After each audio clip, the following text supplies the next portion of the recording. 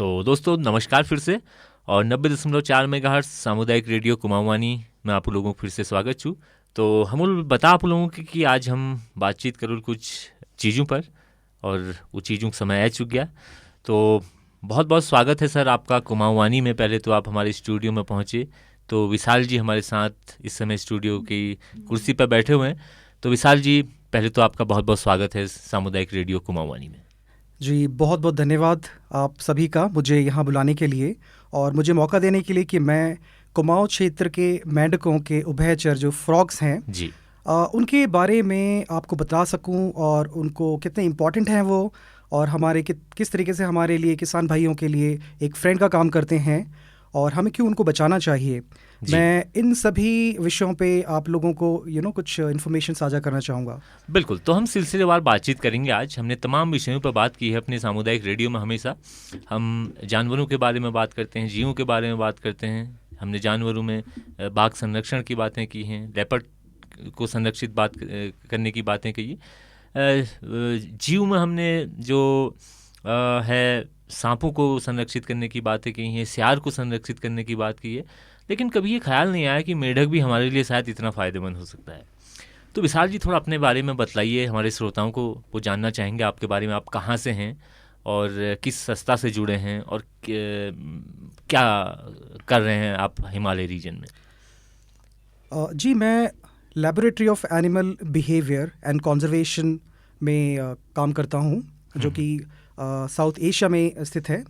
और इसके साथ साथ मैं नेचर इन मुक्तेश्वर इस ग्रुप के साथ जुड़ा हूँ। Biodiversity research and conservation foundation, ये एक संस्था है जो देहरादून में स्थित है जी। इसी के साथ साथ मैं wild life institute of India और ऐसे अन्य संस्थाओं के साथ जुड़ा हूँ जो पर्यावरण के ऊपर रिसर्च और जानवरों को बचाने का कार्य करते हैं। जी, तो विशाल जी, आज का जो विषय है आपका, और जो आपका शोध का विषय है, आप मेढक पर काम करते हैं। मेढक को हमारे अगर कुमाऊनी भाषा में कहा जाए तो उसको यहाँ कहा जाता है भीखन। भिकान। तो बहुत बढ़िया। भिकान, तो भिकाने की भी कई सारी प्रजातियाँ हैं, कई सारी चीज़ें हैं। तो सीधे हम बात करें तो ये सब्जेक्ट क्यों चुना आपने कि मेढक पर काम करना चाहिए? जी, बहुत अच्छा क्वेश्चन है आपका। और एक्चुअली ये जो मेंढक है जी, ये इस तरह के जंतु हैं जो बहुत ही छोटे साइज़ में भी होते हैं, कुछ बड़े भी होते हैं। लेकिन अगर आप इनको टाइगर, एलिफेंट, जिराफ, ऐसे बड़े बड़े बहुत ही जो करिज्मेटिक से मैमल्स हैं, एनिमल्स हैं, यदि इनसे अगर आप कंपेयर करेंगे तो लोगों को बहुत ही कम सूचना है एम्फीबियंस के बारे में, बिल्कुल, मेंढकों के बारे में। बट आप ये जान के हैरान होंगे कि ये में छोटे से मेंढक भी इन बड़े बड़े जानवरों जितने ही इम्पॉर्टेंट है हमारे पर्यावरण के लिए, हमारी इकोसिस्टम्स के लिए। जी, तो हम इनको किसी भी तरह से इग्नोर नहीं कर सकते, क्योंकि अगर एम्फीबियंस हैं तो ही कह सकते हैं कि एक अच्छे पर्यावरण की आप आप एक्सपेक्ट कर सकते हैं। जी, क्योंकि एम्फीबियंस काफ़ी सारे फ़ायदे देते हैं पर्यावरण को, इसी के साथ साथ हम मनुष्यों को भी। जी, अगर आप चाहें, अगर आप कहेंगे तो क्या मैं बता सकता हूं कि हमें क्या क्या फ़ायदे मिल सकते हैं इन मेंढकों से?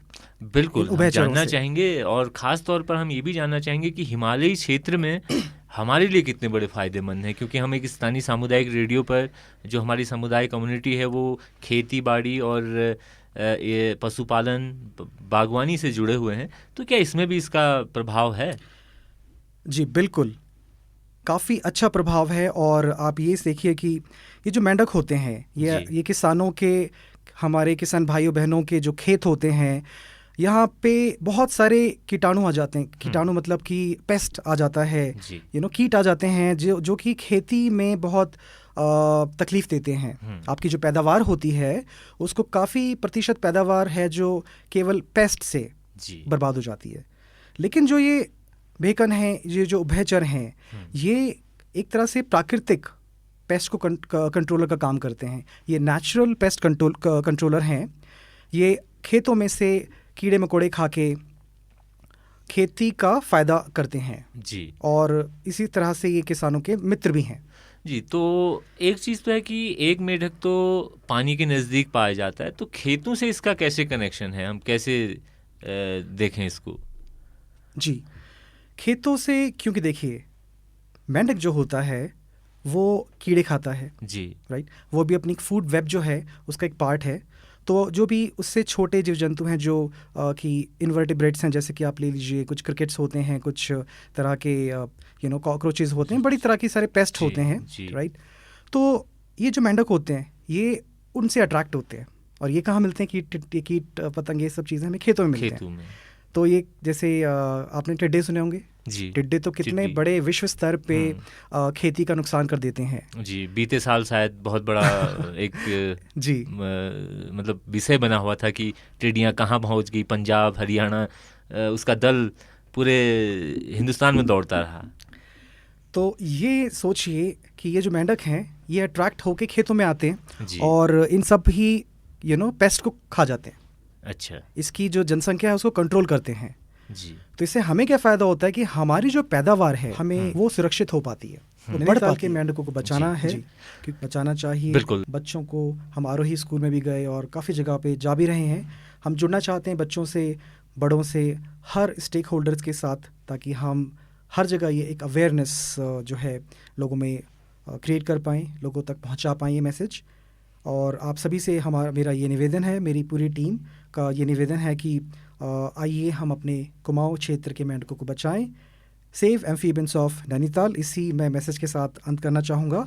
और मैं थैंक्स कहना चाहूँगा प्रोफेसर अमाइल बॉर्जी of laboratory of animal behaviour and conservation के जो हेड हैं, और डॉक्टर गजाला शाहबुद्दीन जी, जिन्होंने मुझे इस कार्य को इस हमारे कुमाऊं क्षेत्र में शुरू करने के लिए, मेंढकों को बचाव कार्य के लिए शुरू करने के लिए उन्होंने मेरे को बहुत प्रेरित किया है।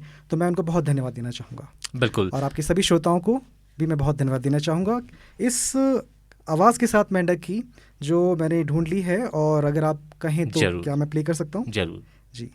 ये बड़ा ही प्यारा सा मेंढक है। अच्छा। जो कि गधेरों में पाया जाता है। आइए इसकी बात सुने।